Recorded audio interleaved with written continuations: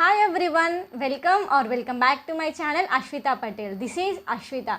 Today we will talk about top 10 skills every student must have. If you are a student or if you want to improve yourself, this video is for you. Don't skip the video, watch till end because these skills are not just for grades. They will help you to win at life. Let's get started. Now we will discuss top 10 skills. And the first one is critical thinking and problem solving skill. ప్రతి ఒక్కరు వాళ్ళ daily లైఫ్లో చాలా ప్రాబ్లమ్స్ని face చేస్తూ ఉంటారు and solve చేయాల్సి వస్తుంది. అప్పుడు వాళ్ళు ఎలా థింక్ చేస్తున్నారు, వాళ్ళు సాల్వ్ చేస్తున్న వే ఏంటి అనేది చాలా ఇంపార్టెంట్. ఇప్పుడు ఒక ప్రాబ్లం ఇచ్చినప్పుడు అందరూ ఒకేలా సాల్వ్ చేస్తే వాళ్ళకి మనకున్న డిఫరెన్స్ ఏంటి అని తెలుసుకోనికి యూజ్ అయ్యే skill is critical thinking. If మనం ఒక డిఫరెంట్ వేగా సాల్వ్ చేస్తూ ఉంటే ఓకే వీళ్ళ థింకింగ్ చాలా బాగుంది అండ్ ఇంటెలిజెన్స్ అనేది అర్థమవుతుంది అనమాట. మనం ఎలాగైతే ఒక ప్రాబ్లమ్ని సాల్వ్ చేస్తున్నాము అని చెప్పాలి అంటే critical thinking is the best way. And critical thinking is very useful when we're solving problems. ఎందుకంటే ఒక ప్రాబ్లం ఇచ్చినప్పుడు అందరూ ఒకే వేళ సాల్వ్ చేస్తే ఆ ప్రాబ్లంకి ఉన్న యూనిక్నెస్ ఏంటి, అందరూ సేమ్గా సాల్వ్ చేస్తారు. బట్ నీ థింకింగ్ క్యాపబిలిటీస్ తెలియాలి అంటే నువ్వు ఒక డిఫరెంట్ వేగా సాల్వ్ చేయాలి.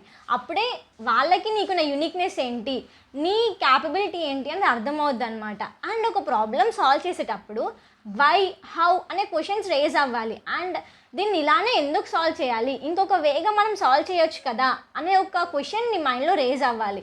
సో ఇలా ప్రతి ప్రాబ్లమ్ని సాల్వ్ చేసేటప్పుడు critical thinking is very useful.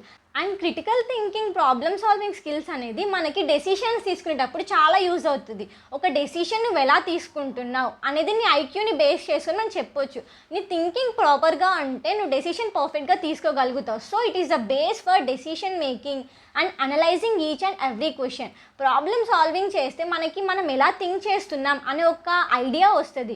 ఇంకెలా ఇంప్రూవ్ చేసుకోవాలి, డైలీ లైఫ్లో మనం ఎలా ఉండాలి అనేది చాలా నేర్చుకోవచ్చు. So problem solving skills and critical thinking is very important. And the second one is communication skills. మనందరికీ తెలుసు కమ్యూనికేషన్కి ఎంత ఇంపార్టెన్స్ ఉందో. ఇఫ్ మనకి ఏదైనా ఒక ఇన్ఫర్మేషన్ తెలిసినా, ఏదైనా ఒక నాలెడ్జ్ ఉన్నప్పటికీ మనం వేరే వాళ్ళకి అది షేర్ చేయాలి అంటే we need to have some communication skills. So communication అనేది లేకపోతే మనం వాళ్ళకి ఎలా చెప్పలేం, మనం చెప్పింది ఇంకొకరికి అర్థం కూడా అవ్వదు. సో వాళ్ళకి అర్థమయ్యే విధంగా మంచి కమ్యూనికేట్ చేయడం ఈజ్ వెరీ ఇంపార్టెంట్. ఎందుకంటే మన దగ్గర ఉన్న ఇన్ఫర్మేషన్ ఇంకొకరికి షేర్ చేయాలి అంటే the best way is communicate. వాళ్ళతోని మనం కమ్యూనికేట్ అయినప్పుడే మన దగ్గర ఉన్న ఇన్ఫర్మేషన్ వాళ్ళకి షేర్ అవుతుంది. కొంతమంది ఏంటంటే అసలు కమ్యూనికేట్ చేయడం రాకపోయేసరికి వాళ్ళ దగ్గర ఉన్న ఐడియాస్ కూడా ఇంకొకరికి షేర్ అవ్వవు. అండ్ అది ఎంత మంచి ఐడియా అయినా కూడా ఇంప్లిమెంట్ చేయడం చాలా కష్టం అవుద్ది. సో మీకు ఏ ఐడియాస్ ఉన్నా ఏమైనా షేర్ చేసుకోవాలి అన్న కమ్యూనికేషన్ స్కిల్స్ అనేది చాలా మేజర్ రోల్ని ప్లే చేస్తుంది. అండ్ కమ్యూనికేషన్ వల్ల చాలా బెనిఫిట్స్ ఉన్నాయి. మనకి ఏం ఐడియాస్ ఉన్నా ఇంకొకరికి షేర్ చేయాలి అంటే the best ways to communicate. నువ్వు ఎంత మంచిగా కమ్యూనికేట్ చేస్తావో వాళ్ళకి అంత ఈజీగా అర్థమవుతుంది. అయితే నువ్వు తెలుగు యూజ్ చేసినా, ఇంగ్లీష్ యూజ్ చేసినా, ఏ లాంగ్వేజ్ అనేది ప్రిఫరెన్స్ ఉండదు అక్కడ. నీ కమ్యూనికేషన్ స్కిల్స్ ఎలా ఉన్నాయి, నువ్వు ఇంకొకరికి ఎలా ఎక్స్ప్లెయిన్ చేయగలుగుతున్నావు, నీ వే ఆఫ్ థింకింగ్ ఏంటి, అసలు నువ్వు ఎలా మాట్లాడుతున్నావు, వాట్ ఈజ్ నువ్వేం చెప్పాలి అనుకుంటున్నావు అనేది కంప్లీట్గా నువ్వు వాళ్ళకి చెప్తేనే అర్థమవుతుంది. The way of you expressing your idea is very important.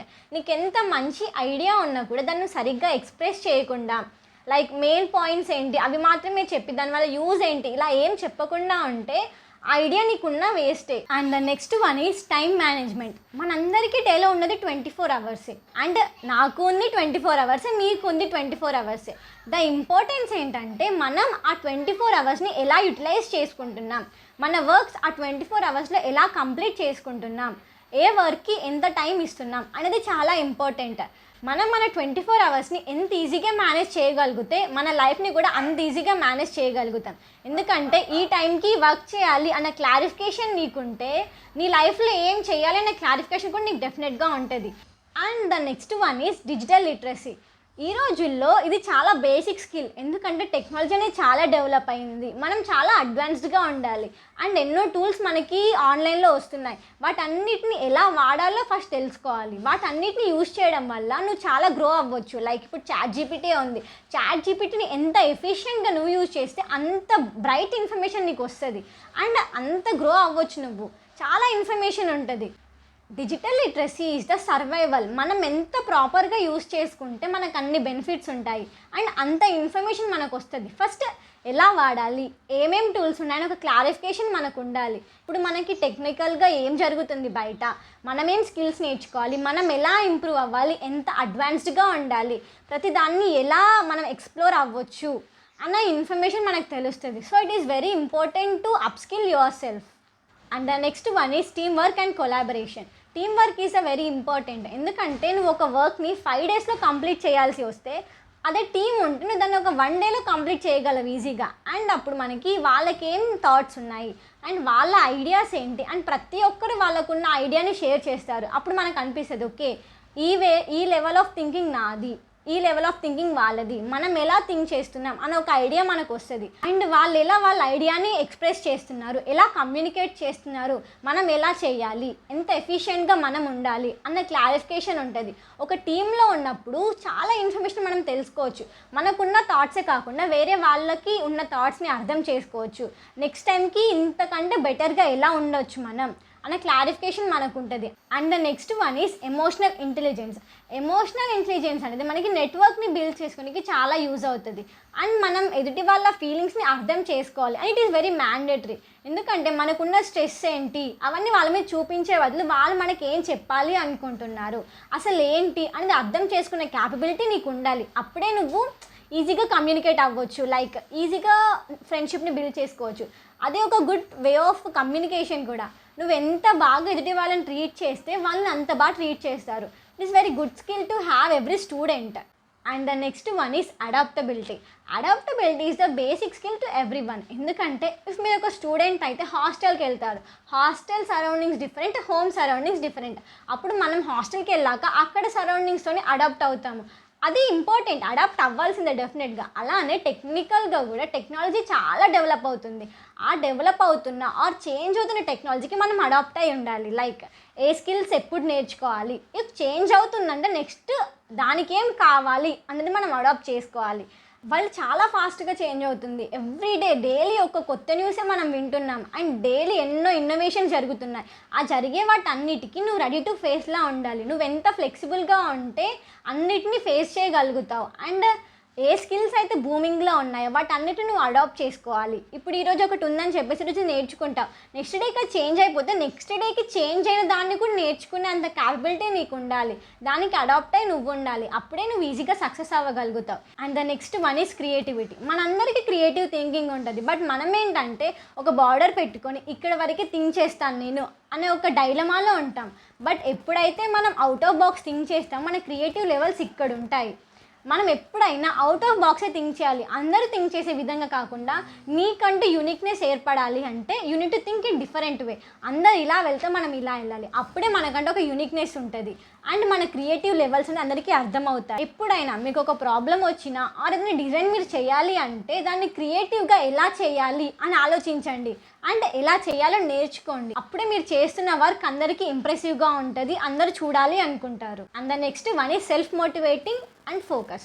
మనం ఎవ్రీడే మనకు మనమే మోటివేట్ అవ్వాలి. మన గోల్ ఏంటి, దాన్ని ఎలా రీచ్ అవ్వాలి. ఎంత డీమోటివేట్ అవుతామో ఎవ్రీడే అంతే మోటివేట్ అవ్వాలి. నిన్ను ఎవ్రీడే పుష్ చేయడానికి ఎవరు ఉండరు. నీకు నువ్వే సెల్ఫ్గా ప్రిపేర్ అవ్వాలి. నెక్స్ట్ డేకి నేను ఏం చేయాలి, ఎలా ఉండాలి, అసలు డీమోటివేట్ అనేదే ఉండకూడదు. ఎంత డీమోటివేట్ అవుతావో దానికంటూ 10 టైమ్స్ బెటర్గా నువ్వు మోటివేట్ అయ్యి నెక్స్ట్ డేని స్టార్ట్ చేయాలి.